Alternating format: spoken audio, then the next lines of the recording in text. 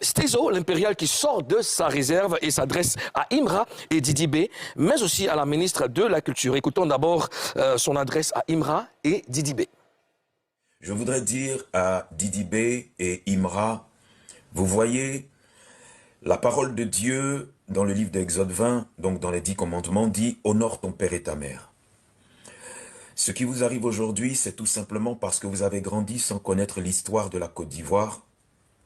Et en Côte d'Ivoire, le rap, le hip-hop, il y a eu des acteurs principaux, des gens qui ont travaillé pour que vous puissiez venir aujourd'hui être dans des stades. Alors, je suis ce qu'on appelle le daron, c'est-à-dire que je suis votre papa. Almighty et moi, donc, qui suis Stizo, l'impérial, qu'on appelait l'impérial afro-asiatique, nous avons fait l'exploit dans notre génération et nous sommes devenus des légendes. Et je voudrais vous dire, c'est un peu de notre faute parce qu'on n'a pas laissé de traces, parce qu'à notre époque, il n'y avait pas Internet. Ce que vous êtes en train de faire aujourd'hui, très chers enfants, nous l'avons déjà fait, il n'y a rien de nouveau. Sauf que vous êtes en train de reproduire le mauvais schéma et si vous vous amusez, il y en a un qui va mourir. Je l'ai déjà dit dans une vidéo précédente et j'interviens afin qu'il n'y en ait pas un qui meurt parce que les autres sont morts et je suis encore vivant. Nous avons organisé les clashs et les clashs ont mis le rap de Côte d'Ivoire à un très haut niveau, de telle sorte que quand nous avons rempli le palais des congrès de l'Hôtel Ivoire, il n'y avait pas de guest star, il n'y avait que du rap, c'était que nous deux.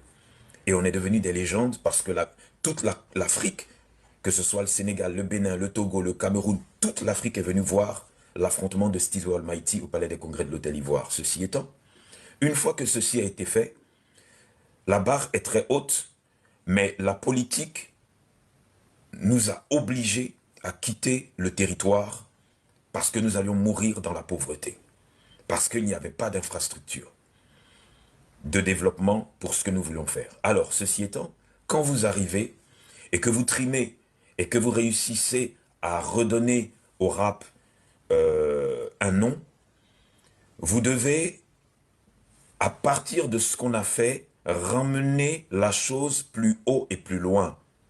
Mais je constate avec regret et avec tristesse que vous êtes en train de vous insulter. Vous êtes en train de vous mépriser. Vous avez commencé un truc qui s'est passé aux États-Unis et les deux stars du rap de l'époque, de la même époque que moi, sont décédés. Donc, vous les connaissez. Il y avait Tupac Shakur et il y avait B.I.G. de Notorious B.I.G. Je vais essayer de rentrer en contact avec votre staff tous les deux. Didi B, toi, je t'ai déjà rencontré. Tu es déjà à un niveau où artistiquement, tu as atteint le même niveau que Stizo Almighty avait atteint. Imra, de par ce que tu es en train de faire, tu as atteint le niveau que Stizo et Almighty avaient atteint. Donc tous les deux, vous avez atteint le niveau de la notoriété que nous avions. Voilà, à l'instant, Stizo l'impérial. Alors, Stizo se présente comme le daron, donc le papa du rap ivoire. Ozone, qui est Stizo? Stizo, c'est une icône du rap ivoirien dans les années 90. Stizo, il a été l'un des fers de lance de cette culture ici en Côte d'Ivoire.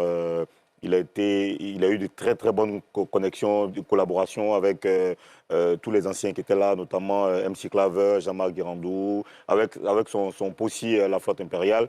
Il a fait les beaux jours du rap en Côte d'Ivoire. Il était qualifié. Et on l'appelait celui qui fait du rap intello, il parlait donc des faits de société, il a une très belle plume, très très bon performeur, très très bon performeur sur scène, en tout cas c'est une bête de scène. Avec son label Escalator, il a produit des artistes, il a produit une émission télé sur RTL2 à l'époque, c'était une émission de rap qui sillonnait un peu la ville, il a apporté beaucoup au rap ivoirien. D'accord. Stizo. Les jeunes gagneraient à le connaître. Ben, c'est normal, hein, c'est normal. Maintenant que tout le monde sait qui est Stizo, on peut commencer à dépaporiser. Stizo dit que Imra et Didi B, s'ils n'arrêtent pas leur clash, l'un d'eux va mourir. Alors, c'est un peu fort, ça. Hein. C'est réel ou c'est un peu exagéré, Mimi? Ça fait vraiment peur, les propos, parce que Stizo, là, il a parlé sous deux casquettes, étant l'un des précurseurs de ce mouvement et en même temps, en tant qu'homme de Dieu. Lui seul sait ce qu'il a vu en disant ses propos, mais il faut reconnaître que ça fait peur. Mine de rien, Didi B et Imra sont des enfants, sont des jeunes. Et je pense que si tombe cette vidéo, ça peut inquiéter. Sinon, dans sa casquette d'homme de Dieu, il sait ce qu'il a vu et il a tenu ses propos. Et si, moi, je pense qu'au lieu de faire cette vidéo publiquement comme ça, pour ne pas que les mauvaises ondes, les gens se servent de cette mauvaise parole pour entrer dans tous les sens spirituellement parlant, il aurait dû entrer en contact avec chacun d'eux de façon personnelle pour... Est-ce que le message est mauvais en soi? Le message sur la mort, là, ça inquiète et ça fait peur. D'accord. Si toi, on te dit que tu vas mourir parce que les clashs, je ne pense pas que ceux qui ont connu l'histoire du rap ou de quoi que ce soit, Ozone ici est présent, je ne pense pas que par le clash, quelqu'un ait enlevé des armes pour tirer sur quelqu'un en Côte d'Ivoire ici. Non, ça, je ne pense pas. Mais c'est un peu fort.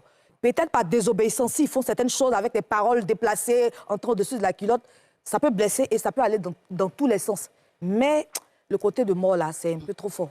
Alors, Karina, Stizo dit que si Imra et Didi B n'arrêtent pas leur clash, l'un d'eux peut mourir. Alors, c'est normal ou c'est un peu exagéré? Déjà, le geste, il est bon. Parce que ça, on cherchait quelqu'un, bon, pas qu'on cherchait, mais quelqu'un se devait de donner des conseils, se devait de parler à Imra et Didi B. Et c'est ce qu'il a fait en tant que précurseur du rap. L'un des précurseurs. L'un des précurseurs, excuse-moi, du rap ivoire dans les années 90.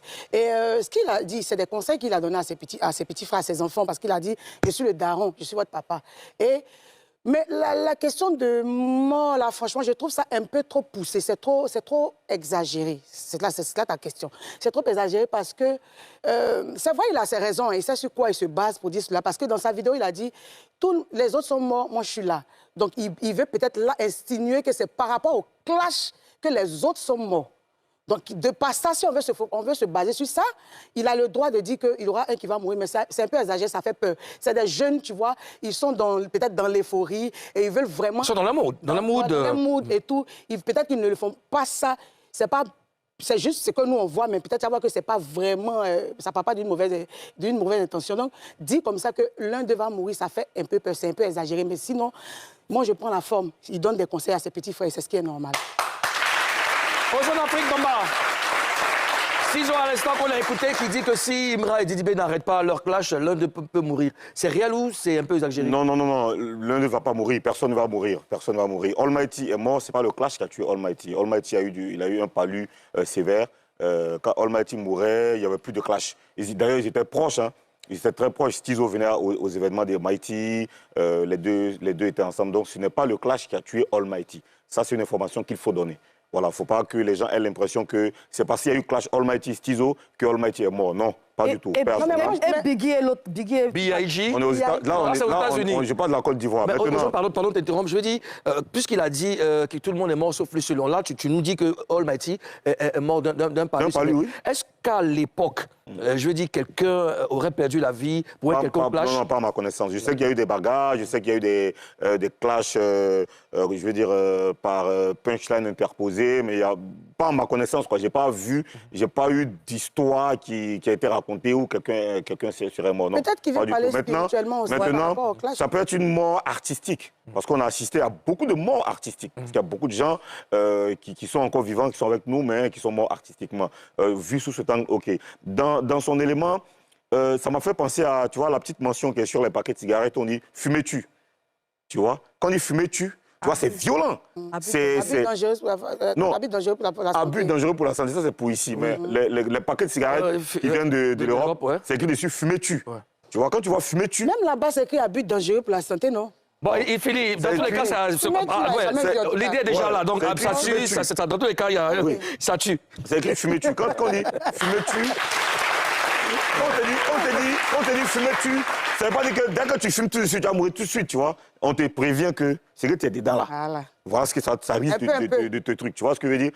C'est une forme d'hyperbolisation des choses pour que les gens comprennent que c'est dangereux. Et comme je le dis, je l'ai dit sur un autre plateau télé, je le dis si souvent, on est dans un contexte africain. Le clash fait partie de l'ADN du rap. Faites vos recherches, allez sur Google, tapez sur IA, partout où vous voulez. Le clash fait partie de l'ADN de la culture hip-hop, du rap en l'occurrence. Mais vu que nous sommes en Afrique, nous sommes en Côte d'Ivoire, on a nos éducations, on a nos mœurs, on a nos habitudes. Il faut faire attention aux mots qu'on emploie dans nos textes. Il faut faire attention, il faut que les artistes fassent attention. Parce qu'en France, il y a des choses qui peuvent passer. Aux États-Unis, quand tu écoutes les rappeurs américains, c'est de la violence. Dans les diss tracks, c'est violent du début jusqu'à la fin. Quand tu écoutes le fameux Eat 'em Up de Tupac, c'est violent du début jusqu'à la fin. Quand tu écoutes les diss tracks des rappeurs français, c'est violent. Mais ici, puisqu'on est en Côte d'Ivoire, il y a des choses qu'on ne doit pas se permettre de faire.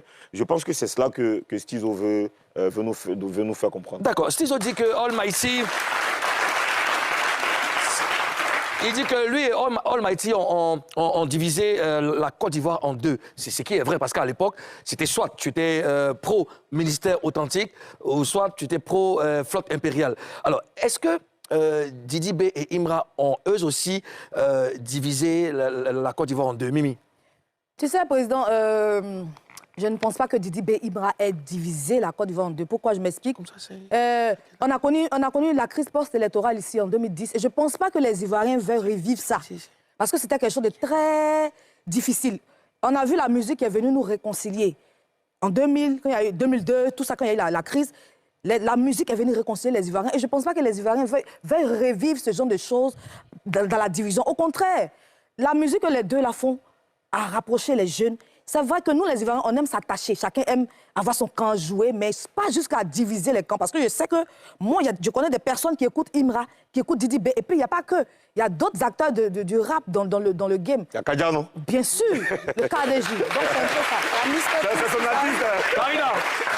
Et moi, je suis du corps. Ouais, c'est ça, tu vois. Alors, est-ce que Didi B et Imra ont eux aussi divisé la Côte d'Ivoire en deux? Non, diviser, c'est trop dit. Il y a mon grand-père qui est à Zébizékou, il ne connaît pas Imra, il ne connaît pas Didi B, il n'a pas de téléphone. Mais oui, toute la Côte d'Ivoire n'écoute pas le rap. C'est vrai qu'il y a un groupe qui est divisé en deux.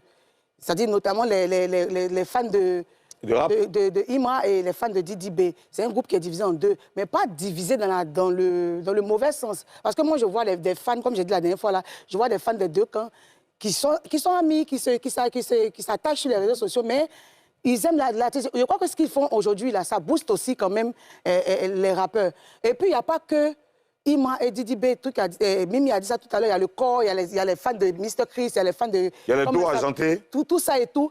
Et il y a des gens... Il y a une personne qui écoute Imra, qui écoute Didi B, qui écoute le rap. Donc, il n'y a pas de division en Côte d'Ivoire. Côte d'Ivoire est grand quand même. Au Sud-Afrique, Bamba. Bon, en fait, tu sais, il faut, je pense que, comme je l'ai dit, je le répète, c'est une hyperbolisation des choses pour que les gens fassent attention. Sinon, là, quand il y a la crise en Côte d'Ivoire ici, là, quand il y a les deux partis politiques, on dit... Donc, quand il y avait... Donc, oui, bon, OK. Si tu veux, quand il y avait... Mais il faut ça parler. Quand il y avait la crise, là, on disait que la Côte d'Ivoire est divisée, non? Oui. On dit il y a le nord et le sud, non? Ouais. On dit il y a tel parti politique, tel autre parti politique, non? Ouais. Tu sais qu'il y a des gens là qui n'en avaient rien à cirer. Tu comprends, non? Il y a des gens qui étaient là, qui étaient dans leur gamme, politique ou pas, c'est pas leur problème.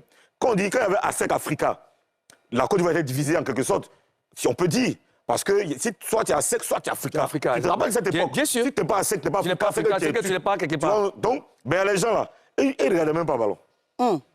Tu vois ce que je veux dire, non? Aujourd'hui, beaucoup de gens sont... Tu es Barça, ben tu es Real. Quand tu vas dans les bonnies, quelque part, on dit tu es Barça, ben tu es Real. Mais moi, aux zones, ni Barça, ni Real. Quand il y a tu mets le ballon même... Quand tu mets le ballon, je dors même. C'est pour te dire que... Justement. C'est pour te dire que... Quand Stizo dit qu'ils avaient divisé la Côte d'Ivoire, c'est une façon de parler. Quand ils disent qu'aujourd'hui, Imra et Didi B ont divisé la Côte d'Ivoire, c'est purement une façon de parler. Il y a les gens qui ne connaissent ni l'un ni l'autre, qui n'écoutent ni l'un ni l'autre. D'accord. Il faut rappeler aussi que dans le rap, il y a à boire et à manger. Il y a à boire et à manger. Voilà, donc il ne faut pas que les gens aient peur, il ne faut pas que les gens s'effrayent. Ouais. Pour rien, il ne va pas avoir de... Ce ne sera pas la fin du monde. C'est juste une discipline du rap, c'est juste un sport qui est en train de se passer. Alors, les choses vont... Exactement, Ozone, est-ce que le clash Imra-Didi B a atteint le niveau de celui de Almighty? Ça, c'est une très, très belle question. Je suis tenté de dire non.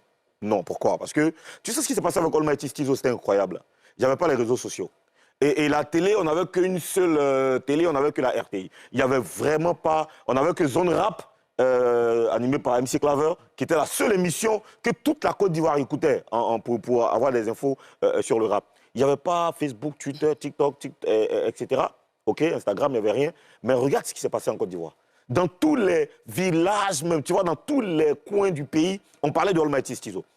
Et après, quand ils se sont réconciliés, ils ont fait une tournée nationale. Mais ça marchait dans toutes les villes. Ils sont allés à Mans, à Korogo, à Boaké, ils ont fait le tour. Ça marchait dans toutes les villes parce que tout le monde les connaissait. Sans Internet, il y avait juste, la presse écrite, la presse People. Tu vois, il y avait la presse People qui relayait les informations. Mais ça encore, il fallait aller payer journal. J'ai son prix, 75, tu vois ce que je veux dire? Justement. Ouais. Mais aujourd'hui, il y a Internet, donc c'est beaucoup plus facile. Alors, mesdames, vous pensez que le message de Stizo sera entendu par... Donc Stizo et Almighty, hein, vous pensez que le message sera entendu, hein? Il y a Stizo qui a donné des conseils aux plus jeunes. Est-ce que vous pensez que l'ensemble des acteurs va percevoir ce message? Moi, je pense que Stizo, il est mieux placé pour ses conseils-là. Il a vécu des époques, il a vécu des choses qu'eux n'ont pas vécues forcément. Ils sont encore très jeunes. Il sait pourquoi il donne ses conseils. Et si j'ai un conseil à leur donner en retour à ces acteurs du rap-là, pas seulement Imra et Didi B, c'est de prendre le temps d'écouter la vidéo de Stizo, en tant qu'homme de Dieu, en tant que précurseur du rap ivoire, de prendre l'un des précurseurs, de prendre l'essentiel dans son message. L'essentiel. De prendre l'essentiel et à bras le corps. C'est toi qui ne savais pas comment tu as assis. Tu marches ta tête. Comme exemple. Alors, Karida, oui. Est-ce que tu penses que le message de Stizo sera entendu par l'ensemble des acteurs du rap ivoire? Aujourd'hui, nous sommes tous sur les réseaux sociaux. La majorité des rappeurs ont forcément une page Facebook, TikTok et tout. Donc, ils vont forcément tomber sur cette vidéo-là. Ils vont même l'écouter parce que Stizo, c'est l'un des précurseurs du rap ivoire et c'est la personne habilitée à donner, c'est l'une des personnes habilitées à donner conseil à la nouvelle génération du rap ivoire. Je pense qu'ils vont écouter. Ils vont entendre et ils vont prendre ce qui les arrange, comme ce que Mimi a dit là. Mais pour ma part, je pense qu'ils ont besoin d'écouter et ils doivent vraiment tenir compte de ça. Aux Jeunes Afrique Bomba. Oui, le message va être entendu, le message va passer parce que Stizo, c'est une légende, hein, Stizo. C'est un grand du rap ivoirien. C'est quelqu'un qu'il faut vraiment respecter. Les enfants doivent chercher à le connaître. Il a encore ses vidéos, ses albums qui sont disponibles sur YouTube. Allez l'écouter. Il a de très, très belles choses à nous proposer. Eh bien, il faut l'écouter. Et je pense que les gens vont écouter. Mais, il ne faut pas que le clash s'arrête. Il faut que le clash soit organisé. Ça, c'est un autre sujet encore. Il faut que le clash soit organisé. Toi, tu fais ta vidéo, tu l'as dit ça. Non, moi, je le dis tous les jours. Hein. Alors, que le clash soit